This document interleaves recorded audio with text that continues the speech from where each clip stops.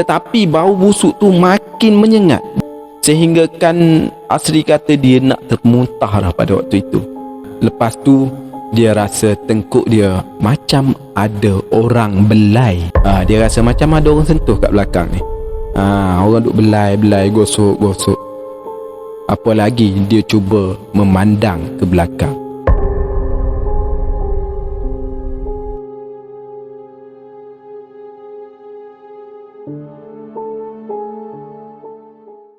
Assalamualaikum warahmatullahi ta'ala wabarakatuh dan salam sejahtera. Selamat kembali lagi ke channel SH Studio. Alhamdulillah, setelah sekian lama kita tak buat video-video baru, Alhamdulillah hari ini kita dapat meneruskan penceritaan tentang kisah-kisah seram. Alhamdulillah, apa khabar anda semua? Diharapkan anda semua berada dalam keadaan sihat sejahtera di samping keluarga tercinta. Okey, hari ini saya ingin menceritakan satu cerita yang dialami oleh seorang penoreh getah yang bernama Asri, yang mana beliau keluar menoreh seawal pagi, maksudnya dalam pukul 3 pagi lah maksudnya. Setiap hari beliau akan keluar seawal pagi. Kenapa dia keluar seawal pagi macam tu? Nanti kita cerita selepas ini. Sebelum tu jangan lupa subscribe dahulu channel ini serta tekan butang loceng. Kita kembali selepas ini.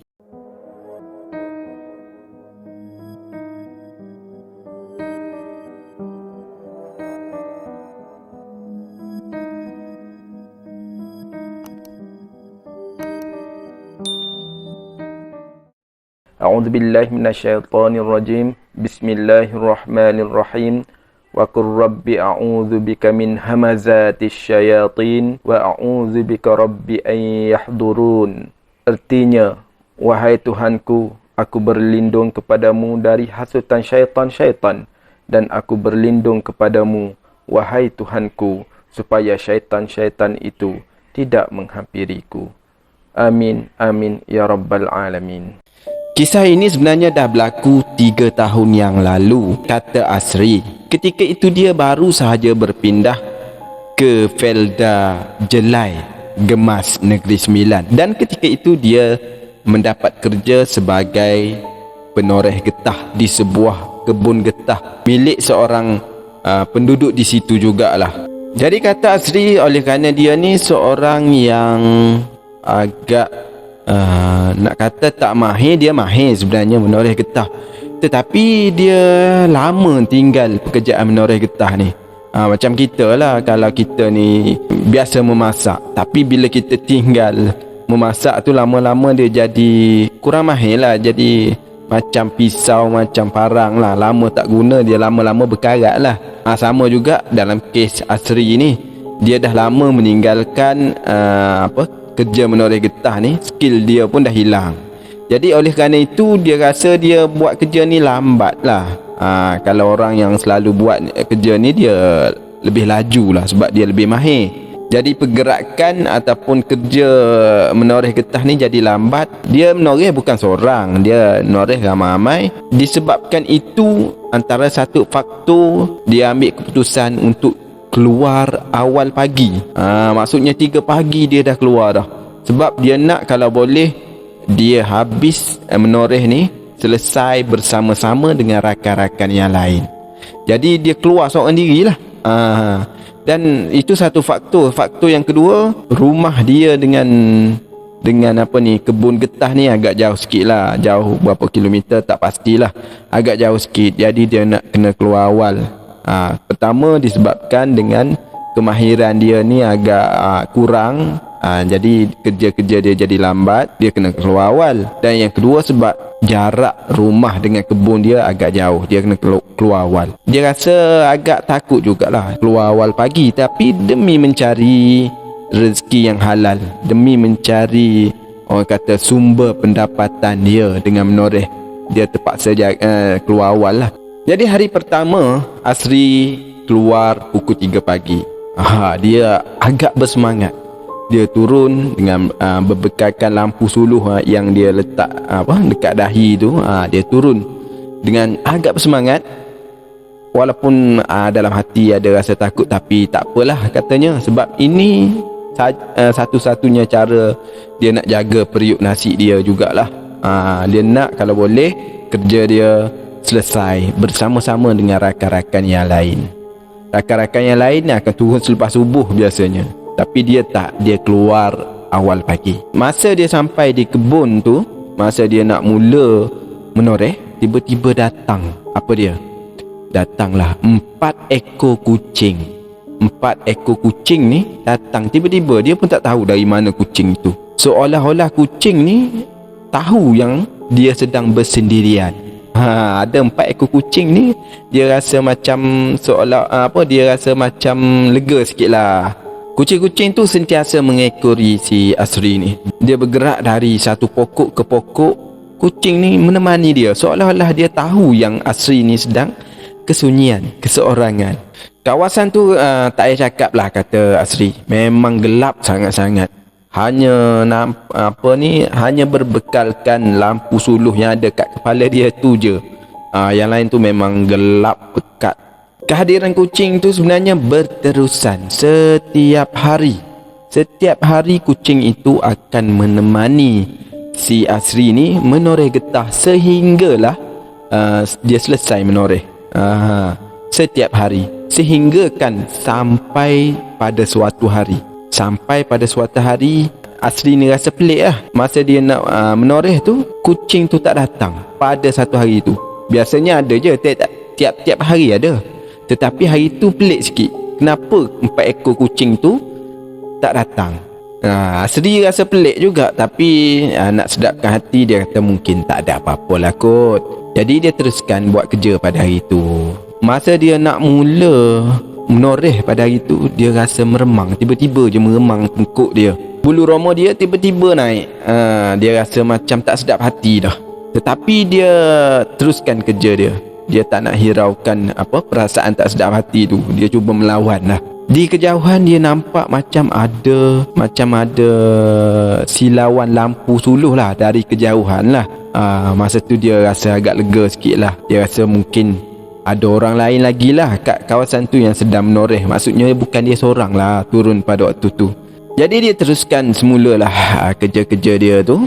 Dalam dia sedang asyik menoreh, tiba-tiba bulu tengkuk dia, bulu roma dia berdiri balik. Berdiri balik pada masa itu. Masa tu jugalah dia terhidu bau yang agak busuk, teramat-amat busuk. Pada masa tu dia fikir, takkanlah bau getah ni kot. Bau getah ni dia dah biasa dah. Tiap-tiap hari dia menoreh, dia dah biasa dah kenal dah macam mana bau getah ni. Tetapi busuknya yang sedang bermain di hidung dia pada waktu itu boleh mengalahkan bau busuk getah tu. Maksudnya lenyap bau busuk getah tu. Bau busuk yang datang menyengat hidung dia tu lebih busuk lagi daripada bau getah. Jadi pada masa tu dia cubalah macam nak lari daripada situ. Sebab dia rasa ini ada sesuatu yang pelik ni, macam tak ada sesuatu yang tak kena lah. Dia nak lari dah pada waktu itu. Tetapi memandangkan dia nampak ada lampu suluh tadi tu. Ada lampu suluh tak jauh dah daripada dia. Dan dia cubalah menjerit panggil orang tu, tapi orang tu seolah-olah tak dengar lah jeritan dia. Tak tahulah orang ke apa, tak tahulah. Yang dia nampak ada lampu tu je. Sama ada betul orang ke tak, wallahu a'lam. Panggilan dia tak disahut. Dia rasa macam dah ada benda tak kena ni. Dia cuba cepat-cepat buat kerja. Dia cuba cepat-cepat menoreh. Dia nak selesaikan segera juga kerja dia pada waktu itu. Tetapi bau busuk tu makin menyengat. Tadi dah busuk dah, ni makin meningkat bau busuk dia. Level busuk dia tu makin meningkat. Sehingga kan Asri kata dia nak termuntah dah pada waktu itu. Memang busuk sangat lah tu kalau sampai nak termuntah. Lepas tu dia rasa tengkuk dia macam ada orang belai di tengkuk dia. Dia rasa macam ada orang sentuh kat belakang ni. Orang duk belai, gosok.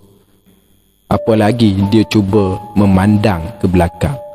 Masa dia memandang ke belakang tu, lampu suluh tu tepat-tepat menyuluh satu objek. Nak tahu apa dia? Masa tu tepat-tepat lampu suluh itu menyuluh seorang wanita yang muncul. Seorang wanita yang wajah dia amat-amat menyeramkan, amat-amat menakutkan. Berderau darah si Asri pada waktu itu. Wajahnya yang cukup buruk, muka dia berulat dan juga rambut kusut masai. Bayangkan macam mana. Wallahu alam, memang kalau kena kat kita pun rasa terberak kat situ je. Rupa-rupanya bau busuk itu datang daripada lembaga itulah, daripada wanita itu. Masa tu Asri memang tergamam. Kaki dia macam terpaku, tak boleh buat apa, tergamam. Dia nak larikan diri pada waktu itu pun macam tak ada daya upaya lagi dah. Selepas itu Asri ni dalam keadaan genting macam tu. Dia cuba kuatkan semangat, dia kumpulkan balik semangat, dia kuatkan semangat, dia cuba untuk larikan diri. Alhamdulillah, dia berjaya melarikan diri pada waktu itu. Memang dia dah tak tengok kanan kiri dah. Memang dia kata masa tu dia lari tu adalah, kalau lari-larian dia sebelum ni dia boleh pecah rekod pada hari itu. Memang larian dia paling laju dalam hidup dia pada waktu itu, dia kata. Peralatan menoreh semua dia tinggal kat situ juga. Memang dah tak ingat apa lagi dah. Memang siapa-siapa pun dalam keadaan ketakutan, dia dah tak fikir apa lagi. Janji aku selamat, dia kata. Jadi bila dia lari, dia keluar daripada kebun tu, dia terus pecut balik ke rumah. Sehinggalah sampai di rumah dia rasa lega dah. Dia rasa lega dah. Tetapi rupa-rupanya lembaga itu mengekori dia. Dan lembaga itu berada tepat di depan, di hadapan rumah dia, di atas dahan pokok.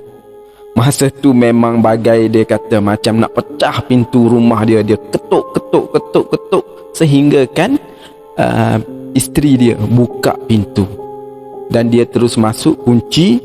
Dia tak ada cakap apa lagi. Isteri dia tanya pun dia memang dah tak layan dah.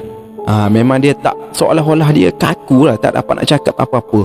Dia terus masuk ke dalam bilik, ambil selimut, dia berselubung dan berselimut lah. Dia memang masa tu ketar-ketar lah. Dia tak tahu nak buat apa lagi dah. Dia memang ketar-ketar. Isteri dia tanya, memang dia tak jawab. Dia bukan tak nak jawab, tapi seolah-olah terkunci mulut dia. Tak tahu nak cakap apa lagi dah. Selepas itu dia demam 3 hari dia demam. Dia kata inilah demam dia yang paling teruk dalam hidup dia. Demam dalam keadaan tak boleh nak berkata apa-apa pun. Jadi cerita Asri kena ganggu ni tersebar di kalangan orang-orang kampung di situ. Dan rupa-rupanya cerita yang berlaku kepada Asri ni bukan kali pertama. Orang lain pun dah pernah kena. Sehingga kan tuan kepada kebun ni mengakui yang memang kebun dia ni agak keras. Tetapi dia sebenarnya terlupa nak bagi tahu Asri jangan turun menoreh sebelum waktu subuh. Selepas subuh tak ada masalah. Jangan turun sebelum subuh. Jadi sejak daripada itu Asri dah serik dah. Turun 3 pagi dia dah serik dah. Jadi lepas tu dia bukan dia tak menoreh, dia teruskan menoreh. Dia masih belum orang kata belum resign sebagai penoreh getah. Dia teruskan sebagai menoreh, tetapi dia takkan turun lagi dah pukul 3 pagi. Dia turun, kalau nak menoreh sangat, dia akan menoreh selepas daripada subuh.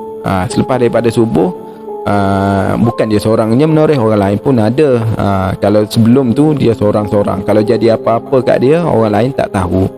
Jadi cerita ni tamatlah di sini. Terima kasih kerana anda semua sudi menonton cerita ini sehingga habis. Dan kita jumpa lagi di lain-lain video. Assalamualaikum warahmatullahi taala wabarakatuh. Bye bye.